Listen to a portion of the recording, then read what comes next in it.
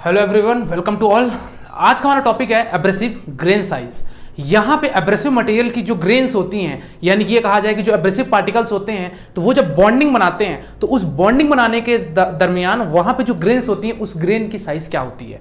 तो इस ग्रेन के साइज को हमने चार प्रकार से हम उसको डिजिग्नेट किए गए हैं। यहाँ पे एब्रेसिव ग्रेन्स जो होते हैं उस ग्रेन्स को साइज के आधार पे बताया गया है। दूसरी चीज यहाँ पे हम ये देखेंगे ग्रेड ऑफ व्हील, यानी कि यहाँ पे जो एब्रेसिव व्हील होती है वो व्हील की यहाँ पे ग्रेड कैसी है। ये जो ग्रेड है इस ग्रेड का हम हार्डनेस के आधार पर हम इसको बताते हैं। दूसरा यहाँ पे ग्रेन्स के हम बताते हैं तो वो हम साइज के आधार पर बताते हैं। यही दोनों पॉइंट्स आज के वीडियो हम डिस्कस करेंगे। स्टार्ट करते हैं सबसे पहले हम एब्रेसिव ग्रेन साइज। तो एब्रेसिव ग्रेन साइज मैंने आपको बताया कि जो उसमें ग्रेन्स होते हैं, जो एब्रेसिव व्हील होती है उस व्हील में जो ग्रेन्स होते हैं, जो पार्टिकल्स होते हैं, उस पार्टिकल्स की यहाँ पे साइज बताई गई है। उसको हमने चार भाग में कैटेगराइज किया है।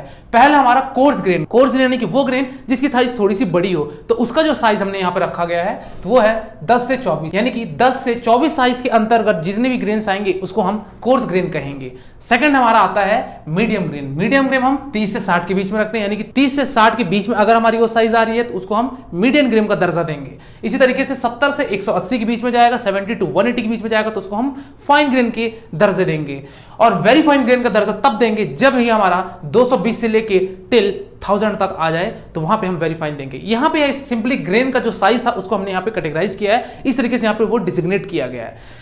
चलते दूसरे पॉइंट की तरफ, वो है हमारा grade of wheel. Grade of wheel मैंने बताया कि जो एब्रेसिव व्हील होती है, जो आप देख रहे हैं यहाँ पे फिगर में, जो एब्रेसिव व्हील है, इस व्हील की यहाँ पे वो हार्डनेस के आधार पे हमको ये बताना है कि इसकी हार्डनेस कितनी होगी। तो इसकी हार्डनेस के लिए हमने यहाँ पे कुछ 4 से 5 भाग में इसको भी डिजिग्नेट किया। यहाँ पे मैंने 2 पॉइंट किए। Grade is also called the hardness of wheel, यानी कि यहाँ पे जो ग्रेड ये शब्द दिया गया है, ये ग्रेड रिप्रेजेंट करता है कि वो व्हील कितना हार्ड है। दूसरा यहाँ पे लिखा है grade depends upon the course holding structure amount of grain, यानी कि ये जो हार्डनेस हम बताते हैं वो ये बताते हैं कि इसकी स्ट्रक्चर कैसी होगी, इसमें अमाउंट ऑफ ग्रेन्स यानी कि अमाउंट ऑफ एब्रेसिव पार्टिकल्स जो हैं वो कितने ज्यादा यहाँ पे कंसिस्ट है। और लास्ट हमारा क्या था, कोर्स होल्डिंग, यानी कि यहाँ पे जो कोर्स है वो कितने मात्रा में होल्ड है। तो यहाँ पे ग्रेड को हमने हार्डनेस के आधार पर दर्शाया है। यहाँ पे हार्डनेस भी हमने अलग अलग प्रकार से किया है। अगर हमारा ए से लेकर जी कोड तक अगर आता है, अगर हमारा कोई भी ए से लेकर जी ग्रेड तक अगर हमारी जो व्हील आती है उसको हम वेरी सॉफ्ट का दर्जा देते हैं। अगर वही व्हील हमारी एच से के ग्रेड तक आती है तो उसको हम सॉफ्ट कहते हैं।